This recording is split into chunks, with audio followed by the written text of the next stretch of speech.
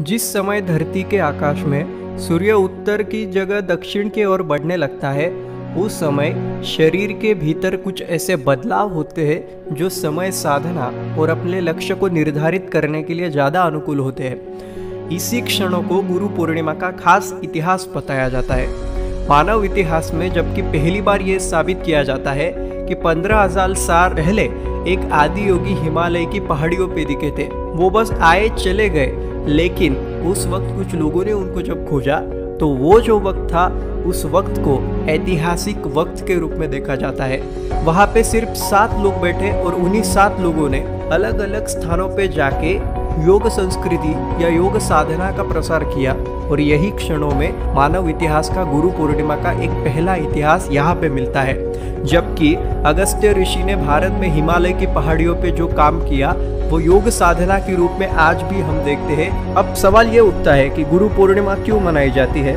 पश्चिमी राष्ट्रों में विकासवाद का जब जन्म हुआ था पिछले 200 साल पहले, जब चार्ल्स डार्विन ने खोज की थी कि जैविक विकास के बारे में उन्होंने अपनी राय बताई। विकासवाद ये कहता है कि हमारे भीतरी हिस्सों में विकास होने के लिए भौतिक हिस्सों से हमें थोड़ा परा होना पड़ता है, थोड़ा वहाँ से बाहर जाना पड़ता है, और इससे हम अपने अंदर का विकास कर सकते हैं। यही विकासवाद बताता है, और यही अध्यात्म के योग साधना में भी दिख सकता है।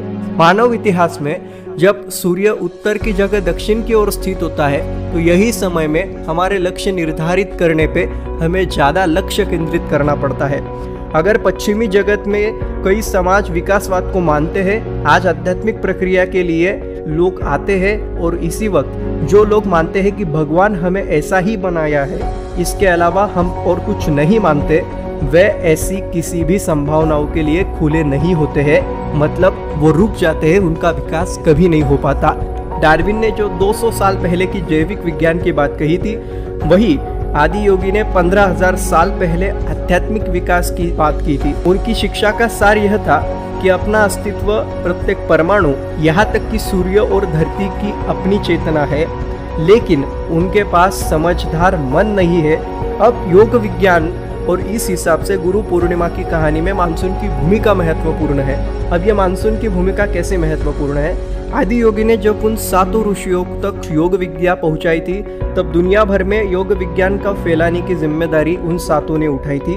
उनमें से एक थे अगस्त्य मुनि, भारत के उपमहाद्वीपीय के, और वो बड़े थे। अगस्त्य मुनि के ही आविष्कार का एक छोटा सा काम है जो आज हम करते हैं, उसका नाम ईशा योग है। अगस्त्य के नाम से एक छोटा सा ये विस्तार है। अब दक्षिण आने और फिर से उत्तर तक यात्रा करने की यह परंपरा अगस्त्य के समय से एक वार्षिक चक्र के रूप में देखी जाती है।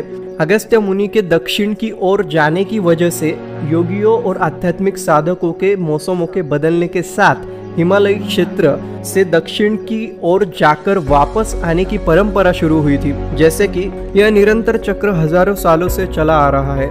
गर्मियों के दौरान वे हिमालयों की गुफाओं में होते हैं और सर्दियों के दौरान वो दक्षिण में आ जाते हैं। उनमें से कई रामेश्वर तक यात्रा करते हैं, जो कि महाद्वीप के दक्षिण नोक है, और फिर से हजारों किलोमीटर चलकर उतर जाते हैं।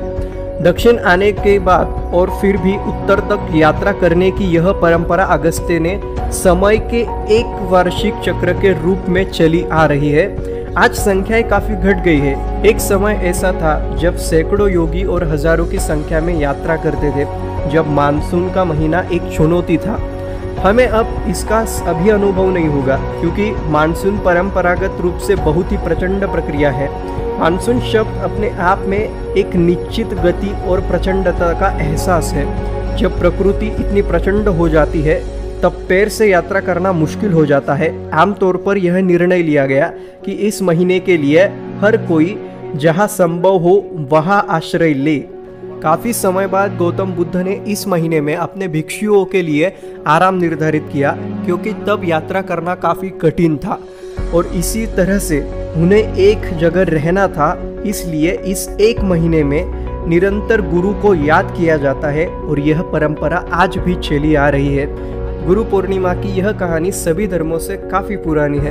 हम आज गुरु पूर्णिमा क्यों मना रहे हैं? गुरु पूर्णिमा अपने भौतिक रूप से उठने और मुक्ति पाने के बारे में है। इससे कोई फर्क नहीं पड़ता कि आपका वंश क्या है, आपका पिता कौन है, आपकी सीमाएं कौन सी है, आप कहाँ पैदा हुए थे या आप खुद ने क्या किया था।